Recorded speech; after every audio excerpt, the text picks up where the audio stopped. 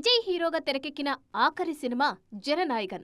Already సినిమాలకు retirement ప్రకటించేసిన Vijay ఈ cinema తర్వాత మళ్లీ సిల్వర్ స్క్రీన్ మీద కనిపించే ఛాన్స్ లేదు. అందుకే అభిమానులు జననాయగన్ కోసం వేయి కళ్లతో ఎదురుచూస్తున్నారు. కానీ ఈ సినిమా రిలీజ్ మాత్రం ఇప్పట్లో ఉండే పరిస్థితి కనిపించడం లేదు.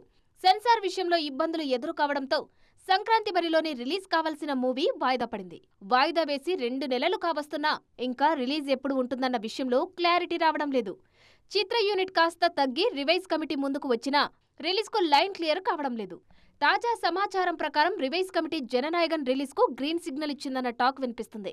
కానీ అక్కడే మరో ట్విస్ట్ కూడా ఇచ్చిందట. సినిమాలో పొలిటికల్ సీన్స్ ఉండడంతో ఎలక్షన్ కమిషన్ కూడా సినిమా చూసిన తర్వాతే సెన్సార్ సర్టిఫికేట్ జారీ అవుతుందని కండిషన్ పెట్టిందని తెలుస్తోంది. ఎలక్షన్ కమిషన్ టైం ఇచ్చి సినిమా చూడాలి. ఆ తర్వాత ఏదైనా మార్పులు సూచిస్తే అవి చేసి మళ్లీ సెన్సార్కు వెళ్లాలి. అప్పుడు క్లియరెన్స్ వస్తేనే సినిమా ఆడియన్స్ ముందుకు వచ్చేది. మరి ఈ పనులన్నీ ఎప్పటికి అవుతాయో చూడాలి.